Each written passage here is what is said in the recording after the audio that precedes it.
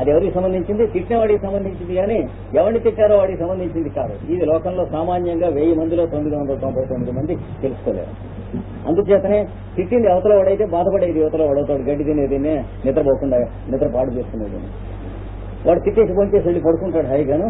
వీడు తిట్టాడు అని చెప్పి రాత్రి తెల్లవారులు నిద్ర పాడు చేసుకుని అడ్డగాడి వెళ్ళి తెల్లారాక కాళ్ళు ఎర్ర అంటే తిట్టింది వాడు, బాధపడింది వీడు. ఆ మాత్రం మందమతి కామన్ సెన్స్ లేదని తెలియటం అనేది చాలా కష్టం. ఇవన్నీ సర్దుకుంటాయి ఇంత వీడు చెప్పినటువంటి కారణంగా. కనుక అది బహిరకల్పిత మొన్న చెప్పినటువంటి సూత్రం యొక్క కర్వ్యం. ఎలా ఉంటాడు వాడు? మామూలుగా స్వాభావికమైనటువంటి పరిస్థితిలో ఉంటాడు. మీరు పలకరిస్తే పలుకుతాడు, నవ్విస్తే నవ్విస్తాడు.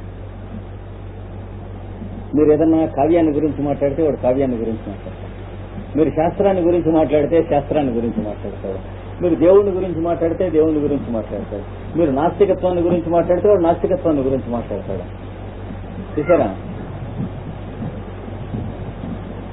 మీరు ఏదన్నా దెబ్బలాట దిగితే వాడు దెబ్బలాట దిగితే మెత్తగా తంతాడు. ఇంకా ఒకటో రెండో దెబ్బలు ఇస్తాడు, దాంతో మెడ విరిగిపోతుంది ఇతరుడు. ఇంక మళ్ళీ తర్వాత దెబ్బలాటకు వస్తావా అది ఇది ఈ దెబ్బ రబ్బర్ చేసిన వ్యవహారం సాగి తీసుకుంటాం, గూబలు తెంచుకుంటాం, గుంజుకుంటాం, ఇవి ఉండవు. దెబ్బలాట కనుక వస్తూ ఉంటే తప్పుని ఇచ్చేస్తాడంటే ఇక్కడ ఇటు వంగిపోతుంది. ఇంకా తర్వాత మామూలుగానే ఉంటాడు. నొప్పెట్టిందంటే ఆసుపత్రికి వాడే తీసుకెళ్తాడు. ఇది వాడి పద్ధతి. ఎందుకని స్వభావం ఉండదు వాడికి. అవతల వాడిని బట్టి ప్రవర్తిస్తున్నాడు. కొట్టబోయేది వాయించాడు. వాయించేటప్పటికి మెడ బాబోయ్ పోతూ నొప్పిగా ఉంది, అయితే ఆసుపత్రికి తీసుకెళ్తారా అన్నాడు. వాడు డబ్బులు పెట్టే తీసుకెళ్ళాడు. ఇంచేత వాడికి డబ్బుల మీద విలువ లేదు. డబ్బు కంటే మనిషి విలువ అని తెలుసు కనుక ఇలా ఉంటుంది వాడి స్వభావం, ఇలా మారిపోతాడు. అందుకని వాడికి ఒక స్వభావం ఉండదు. ఎదటి వాడి స్వభావాన్ని బట్టి ప్రవర్తిస్తాడు. ఎలా ప్రవర్తించాలో అలా ప్రవర్తిస్తాడు. అది కూడా ప్రయత్నం మీద ఉండదు. ఆ ప్రయత్నం అవతల వాడి భాగ్యం, వాడి బిహేవియరో వాడి మిస్బిహేవియరో దాన్ని బట్టి ఉంటుంది. ఇలా ఇది చేస్తే దీనివలన ప్రకాశ ఆవరణ క్షయ. మనకు ప్రకాశానికి ఉన్నటువంటి ఆవరణం ఏమిటండి? మనకి లోపల మన ప్రతివాళ్ళలో ఉన్నటువంటి నేననేటువంటి తెలివితేటలకి ప్రజ్ఞకి ప్రకాశం. నేను అంటే ఏదన్నా పని చేస్తుంటే కర్త, కర్మ, క్రియ, ఇది ఆవరణ. ఇందులోంచి వస్తుంది లైట్. అంతే కదా? అన్నం తింటాం. అన్నం తినేవాడం వేరు, తినబడే అన్నం వేరు, తినటం అనేటువంటి పని వేరు. 3 లేకపోతే అన్నం తినలేము. వస్తాయి కదా ఈ 3 ఎదురైపోయినా. అలాగే చదువుతున్నాడు, చదవబడేటువంటి పుస్తకం, చదివేటువంటి వాడు, చదువు కానే పని 3 లేకపోతే చదవలేడు, పరీక్ష చదవలేడు. మీరు ఏ పనైనా చూడండి 3 ఉంటాయి. కనుక ఈ త్రికోణాకారమైనటువంటి బల్బులోంచి ఈ నేను అనేటువంటి వెలుగు ఏడిసినట్టు కోచెల్లే బయటకు వస్తుంది. మనందరిలో సరిగ్గా రావాల్సిన పద్ధతిలో రావటం లేదు. వచ్చేవాటిని రిఫ్రాక్షన్ వస్తుంది. మన ఎదురు మీద అవన్నీ ఇక్కడెక్కడ కలిసినట్టుంటాయి, ఏడిసినట్టుంటాయి. అందుకనే గ్లెవెట్స్కి చెప్పింది ఐసిస్ అన్వేగా, nature is a triangular lock and man is the triangular key that can unlock it. Isis అన్వేలో ముట్టుకోవచ్చు మామూలుగా ఉన్న వాక్యం. ప్రకృతి త్రికోణాకారమైనటువంటి ఒక తాళం. ఆ పెట్టెలో కావలసినవన్నీ ఉన్నాయి. ఆ తాళం వేసింది. తాళం చేయి ఎక్కడంటే నీవే అన్నాడు. త్రికోణాత్మకమైన తాళం చేయన్నాడు. అలాగే దీని చుట్టూ ఇంకోటి ఉన్నది. ఇది బద్దలు కొట్టామనుకోండి, ఇది బద్దలు కొడితే ఏమొస్తుంది? ఈ 3 ఉండకుండా ఒకే ఒక స్థితి వస్తుంది. అంటే మొట్టమొదటి ఈ స్థితిని 2 చోట్ల మనం విడిచేటప్పుడు ఈ 3 వచ్చినాయి. మళ్లీ విరవకుండా అఖండమైనటువంటి స్థితి 3 కలిసినటువంటి ఏకస్థితి మనకు వస్తుంది. అప్పుడు ఏం జరుగుతుంది? ఇంకా సత్వరజస్తమస్సు అనేటువంటి ఒక బల్బు ఉన్నది. ఈ బల్బు లోపల ఆ బల్బు ఉన్నది. అంటే రెండు బల్బుల్లోంచి రిఫ్రాక్షన్ అయి వస్తున్నటువంటి వెలుతురు మనం చూస్తుంది. అది కూడా బద్దలుకొచ్చాక వర్తమాన కాలము, భూతకాలము, భవిష్యత్ కాలము అనేటువంటి 3 అబద్ధాల విభాగాలు ఉన్నాయి. అంటే అక్కడేం లేదు, మనం విభాగం చేసుకుంటున్నాం. కనుక ఈ బల్బులోంచి కూడా దూరి వస్తూ ఉన్నది. అంటే ఎన్నిటిలోంచి కిరణములు వక్రీకరణం పొందినటువంటి లైట్ అండి మనం చూస్తుంది. ఇన్ని ఆవరణలు భేదించాలి, అది చూస్తుంది. ఇక్కడ ఇన్ని ఆవరణలు క్షయం ఉంటే భేదించినప్పుడు ఎలా ఉంటుంది లైట్? ఈ ఆకారంలో ఉండదు, చుక్కలే ఉంటుంది. అది ఉండదు, అది ఆవరణగా ఎలా ఉంటుంది? ఈ బోర్డు మీద లైట్ ఉండాలంటే బోర్డులాగే ఉంటుంది, కొలా ఉండదు ఆవరణ లేకపోతే. అదే చోటులో లైట్ ఉంటే ఎలా ఉంటుంది? చోటులాగే ఉంటుంది. మనం ఆకాశం అని అంటున్నాయి నీలంగా ఉందని, అది ఆవరణ లేనటువంటి వెలుగు మన గుడ్డి కంటికి నీలంగా కనిపిస్తూ ఉన్నది. ఎందుకంటే మన కన్ను అంతకంటే చూడగలిగినది కాదు. మన ఎరుగున వెలుతురు కంటి ద్వారానేగా. కంటి కంటే అవతల ఉన్నటువంటి మెంటల్ లైట్ మొదలైనవి ఉన్నాయి కదా, వాటన్నిటిలో ఆవరణము లేనటువంటి వెలుగు. అంటే సూర్యుడు కూడా ఇంకా ఆవరణం ఉన్న వెలుగే. ఆవరణ లేని వెలుగు ఆకాశంలాగా ఉంటుంది, వాడి మనస్సు కూడా ఆకాశంలాగా ఉంటుంది. అది సాధించిన వాడు. ఎదటి వాళ్ల స్వభావాలంటూ ఉంటాయి కానీ వాడి స్వభావం అంటూ ఉండదు. ఆ స్థితి వస్తుంది. కాగా తర్వాత సూత్రం 45 రోజులు మన లెక్కలో సూత్రం.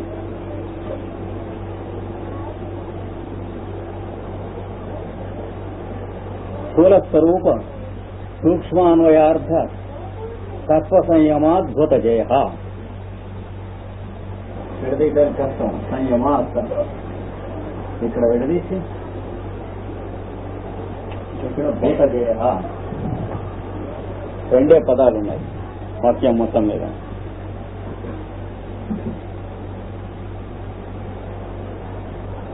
దేని మీద సంయమం చేయమన్నాడండి ఇక్కడ కూడా. చేస్తే భూత జయ. భూతములంటే ఏమిటి? స్టేట్స్ ఆఫ్ ఎగ్జిస్టెన్స్, పంచభూతము. వాటి మీద మీకు స్వామిత్వం వస్తుంది, జయం వస్తుంది. పంచభూతముల మీద ఏం చేస్తే వస్తుంది? స్థూలం మీద ధ్యానం చేయాలి. స్థూలం అంటే ఏమిటి? చేతికి బోర్డు తగలటం, బోర్డుకి చేయి తగలటం. కంటికి బోర్డు రంగు తగలటం, బోర్డు రంగుకి కన్ను తగలటం స్థూలం. చూసారా? కంటికి బోర్డు ఆకారం తగలటం, బోర్డు ఆకారానికి కన్ను తగలటం స్థూలం. బోర్డు మీద చాక్పీస్ రంగు తగలటం, చాక్పీస్ రంగు మీద కన్ను తగలటం స్థూలం. ఇవి స్థూలం అంటే. ఇట్లాంటివి ఒక బోర్డు తీసుకుంటే దాదాపు ఒక 4-5 వేల విషయాలు ఉంటాయి. ప్రతిదానికి బోర్డుకు 4-5 వేల విషయాలు, పుస్తకానికి 2-3 వేల విషయాలు, పుస్తకం తెలిస్తే పేజీకి 10-12 వేల విషయాలు ఉంటాయి. అవన్నీ ఏకకాలంలో పనిచేస్తున్నాయి కనుక అవి ఉన్నట్లు మనకు తెలియదు. ఏదో మనం ఒక్కడే చదువుకుంటున్నాం అనుకుంటుంది. అంటే సైమల్టేనియస్ వర్కింగ్స్, యాక్షన్స్ తెలుసుకుంటానికి కావాల్సినటువంటి కల్చర్ మనకు లేకపోవడం వల్ల ఏదో ఉన్నదే కల్చర్ అనుకున్నాం. టొమాటో మా చిన్నప్పుడు భీమవరంలో కాలేజీ పెట్టాలని చెప్పి సిఆర్ రెడ్డి గారి దగ్గరికి వచ్చారు. వస్తే అక్కడ ఎందుకండి కాలేజీ అనవసరం ఉన్నాడు ఆయన. అంటే వీళ్ళన్నారు చాలా కల్చరల్ సెంటర్ అండి, పెద్ద చాలా వైస్ పీపుల్, పెద్ద పెద్ద వాళ్ళతో ఉన్నారు. సరే కాలేజీ పెట్టారు. తర్వాత వెళ్ళాడు. ఈయనే ఓపెన్ చేయడానికి వెళ్ళాడు. వెళ్ళి మొట్టమొదటి సెంటెన్స్ ఆయన చెప్పింది, I find no culture except agriculture. Bhimavaram దగ్గర చుట్టుపక్కల. And find people otherwise than wise.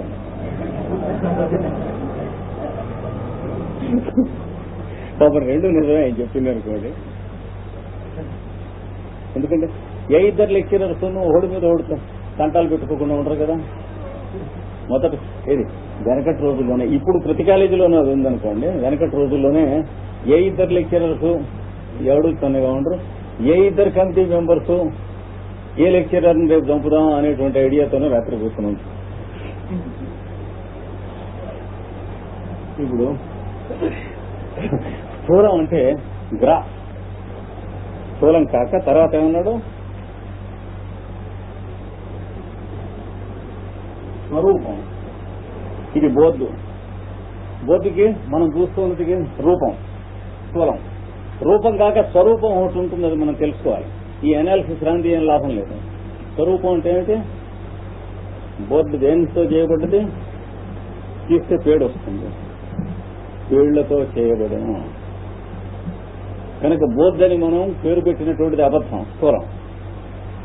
పేళ్లు దేనితో చేయబడినవి? చెట్టు కర్రతో చేయబడిన కనుక పేళ్లని మనం పెట్టిన పేరు అబద్ధం, చెట్టు కర్ర మాత్రమే నిజం. చూసారా?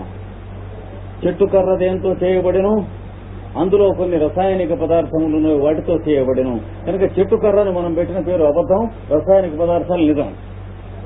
అవునా కదా? రసాయనిక పదార్థాలు దేంతో చేయబడ్డవి? కణములు అంటే సెల్స్, అణువులు అంటే మాలిక్యూల్స్. అణువులు దేంతో చేయబడ్డవి? పరమాణువులు, యాటమ్స్. పరమాణువులు దేంతో చేయబడ్డవి? అందులో ఉన్నటువంటి సూక్ష్మ పరమాణువులు, ఎలక్ట్రాన్స్, ప్రోటాన్స్ అండ్ న్యూట్రాన్స్. అవి దేంతో చేయబడ్డవి? మహాశక్తి దేంతో చేయబడ్డది? శక్తిమయ తరంగములు. శక్తి తరంగములు దేంతో చేయబడ్డాయి? మహాచైతన్యం దేంతో చేయబడ్డది? చోటు అని చెప్పబడినట్టు ఒకానొకడు ఉంటున్నాడు, వాడు అంతర్యామిగా దాంతో చేయబడ్డది, దాంట్లోంచి ఇవన్నీ వచ్చినాయి కనుక దాన్ని స్వరూపం అంటారు. కనుక స్థూలం కాకుండా స్వరూపం అంటే పైన పృథివీ ఉందనుకోండి, ఘన పదార్థం, దానికి సంబంధించినటువంటి పృథివీ స్వరూపం ఒకటి ఉంటుంది.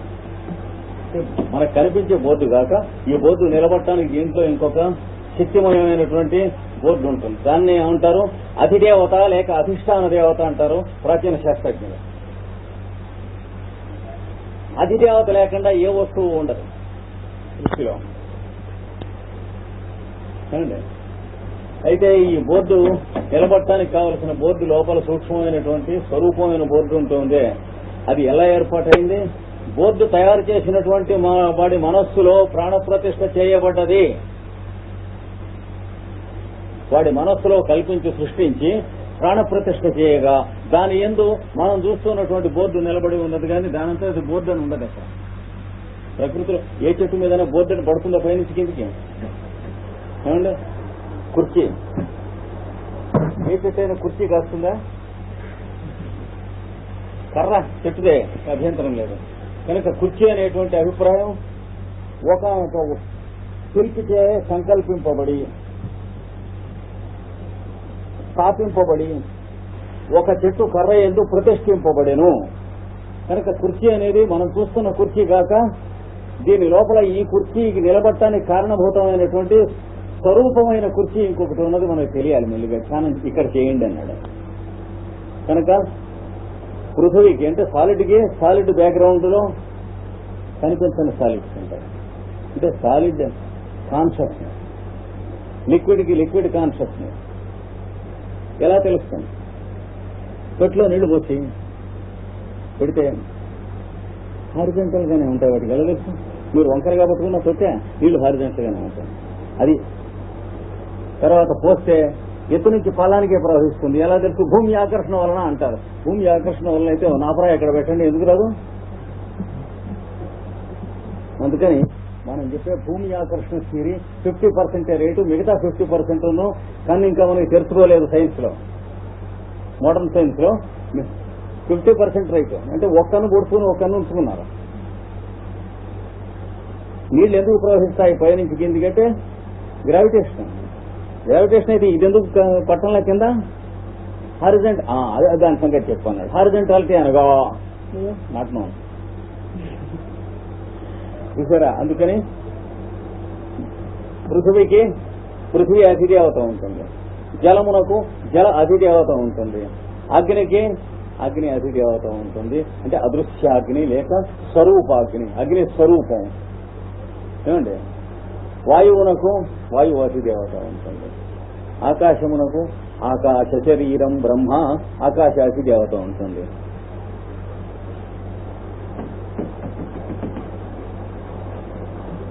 వీటితో సంభాషణ చేయటం నేర్చుకోవాలి. మీరు చేస్తే వీటి మీద మీకు స్వామిత్వం వస్తుంది.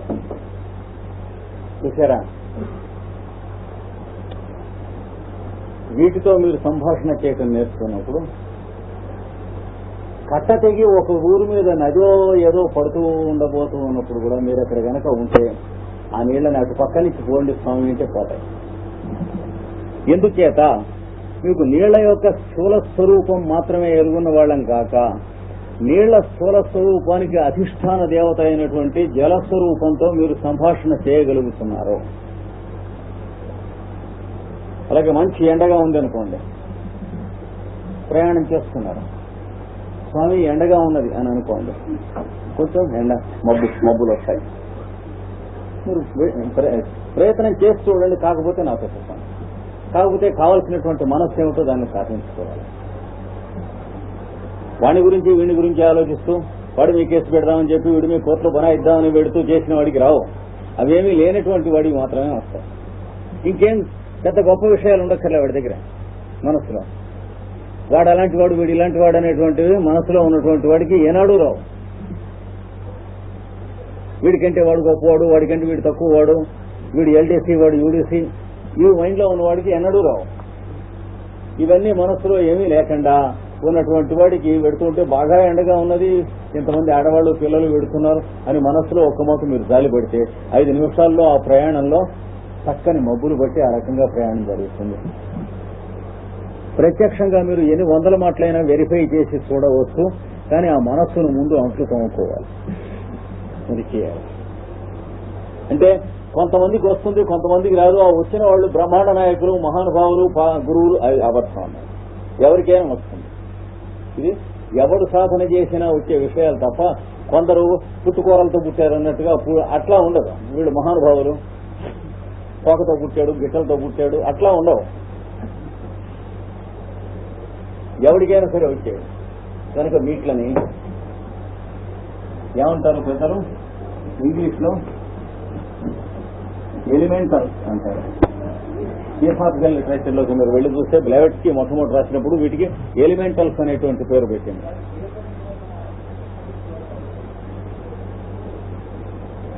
నిదర్శనాలు చూపించారు. అట్లాంటివి ఆ కొండ మీద ఉన్నటువంటి పెద్ద రాయి శిల్పం చేయాలంటే ఎంతో మంది తీసుకురావాలి కిందకి అన్నారు మెడ్రాస్. మీరు రేపు రండి, మర్నాడు ఉదయం ఇచ్చి ఆ రాయి తీసుకుని శిల్పం చేయండి అని. ఎవరు చేయక్కర్లేదు, వాళ్లే ఆ రాతికి అధిష్టాన దేవత అయినటువంటి వాడే దింపుతారు తెచ్చి కింద. ఇట్లాంటివి ఎన్నో చూపించాను నిదర్శనాలు. నా ఫోటో, నీ ఫోటో నీకు తీసి ఇస్తాను, ఓ తెల్ల కాగితం ఈ పుస్తకంలో పెట్టు అన్నది ఆవిడ. పెట్టారు, మూశారు. ఈ పుస్తకం మీద పెన్సిల్ యొక్క కార్బన్ పౌడర్ చేసి పోయమండి పోసారు. అక్కడ పెట్టారు. 5 నిమిషాలు అయిన తర్వాత తీయమన్నది. తీస్తే పుస్తకంలో వాడి బొమ్మ ఛాయాచిత్రం లాగా ముద్ర వచ్చింది.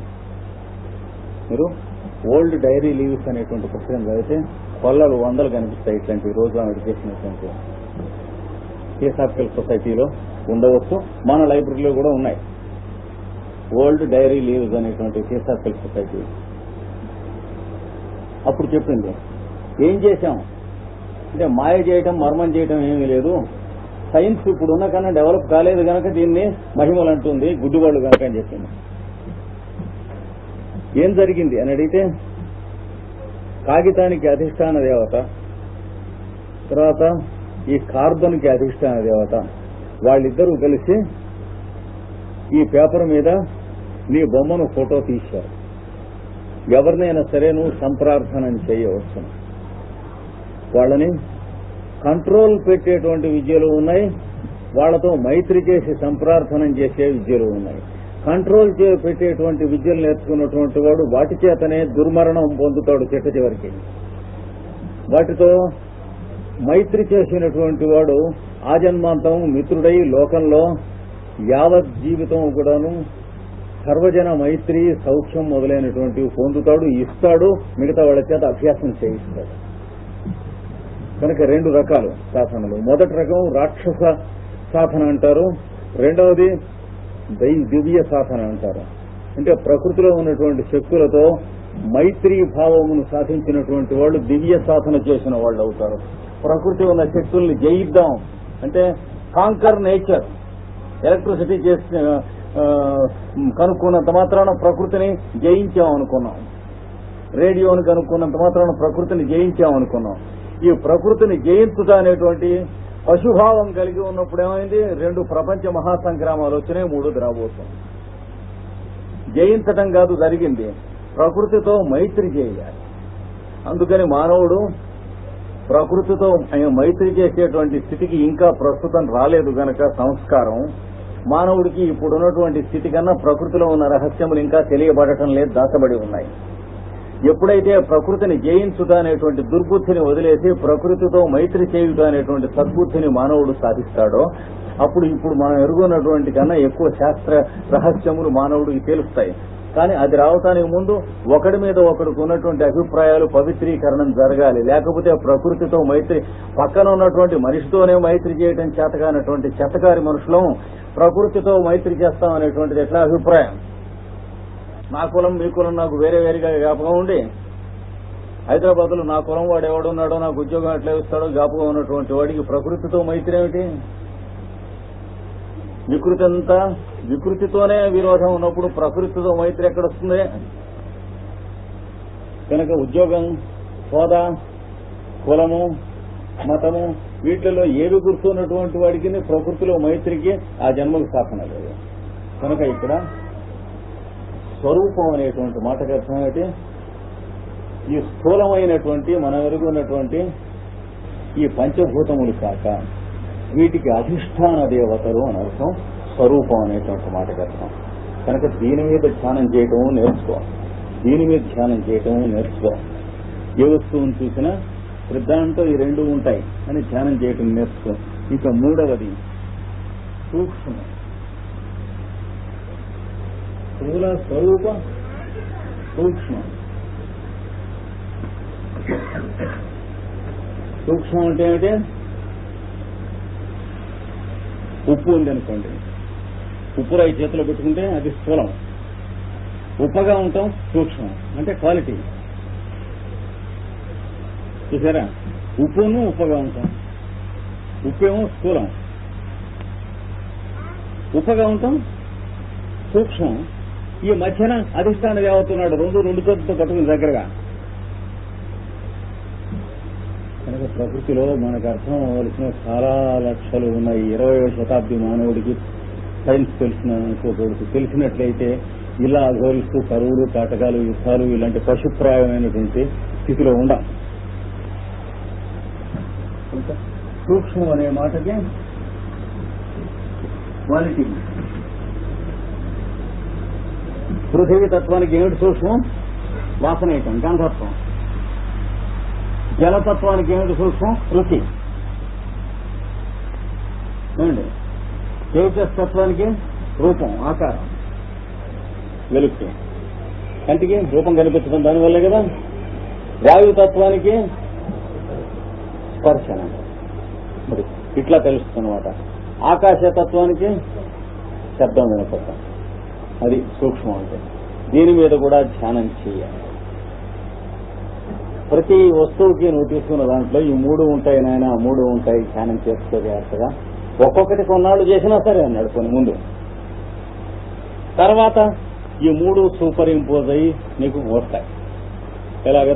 ధారణ, ధ్యాన సమాధితో సంయమం దీని మీద ముందు పెట్టు, తర్వాత దీని మీద పెట్టు, తర్వాత దీని నీ ఇష్టం అన్నాడు.